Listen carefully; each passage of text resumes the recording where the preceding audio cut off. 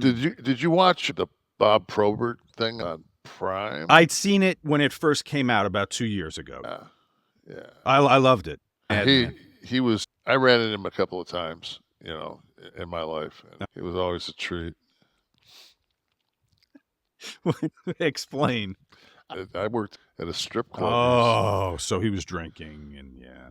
Fucking Yahoo and Yahoo and Yababa and A to Z. He could easily fucking hang with a sheik. Yeah. Well, that's part of from what I recall of the documentary, that he really fucked himself up over time. It wasn't just, as a fan, you see what's going on the ice. Then maybe he's a calm guy outside of the game. But no, he talked about living. I mean, several fucking, Yeah. But again, and we talked about it was an era. The hockey. I've said, younger people, please YouTube some hockey fights. YouTube Ty Domi 1984 or Dave Schultz Philadelphia Flyers. I think Probert's still considered the heavyweight champion. I think so. But the thing is about Probert, I think that one year, I don't know if he had 30. I think he had 29 goals. He would lead the NHL in penalty minutes. Detroit, it was funny because he lived and played in Detroit for a period, but he lived across. I think he grew up across the river in Windsor, if I remember. Mm. And Probert was back then, Detroit would have 1,300 homicides. We'd lead, and the next closest would be Newark would have 420. Detroit would far above. Yeah, that's how Probert was with penalty minutes. Probert's penalty minutes, then the next guy, but Probert would still fucking Probert made the All-Star team. Which is, he was a talented.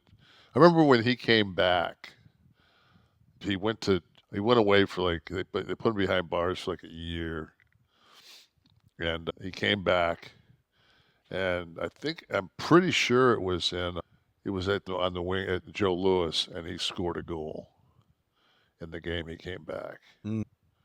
I could be wrong. He led the league in 88-89 with 398 penalty minutes, and that is the year that you referenced that he had 29 goals. Is it? Yeah. So he was busy. And he was, when you see him when he was young, man, he was a handsome cat, ladies' guy. Yeah. So. Is there a sport more difficult? I mean, just take ice skating. Forget about anything else. Just take ice skating.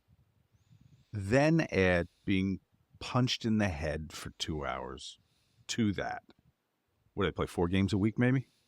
4 times a week. Not once a week like the NFL. 4 times a week. They don't have NFL padding either. No. It's unbelievable. I mean, there was a time. When did helmets become mandatory? I remember, when I was a kid, and we would go to, and the Wings played in Olympia back then, and it was Gordie Howe and that group. There wasn't a guy on the ice that had. Well, the goalies didn't have masks either, Yeah, I mean, it was seen as. I'm sure, it was seen as it was like anything else.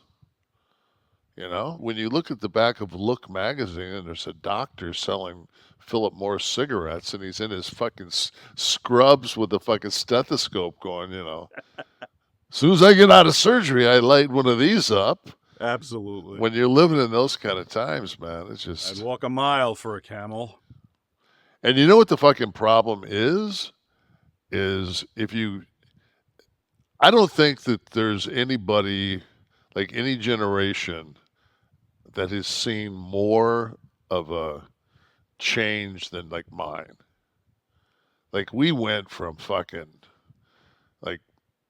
not everybody had a television to black and white TV to color TV, Mm-hmm. And we went fucking from vinyls to 8-tracks to cassettes to CDs. Mm-hmm. These kids now, nowadays, I'm sure that with AI, but we're, I'm still kicking, and I've got a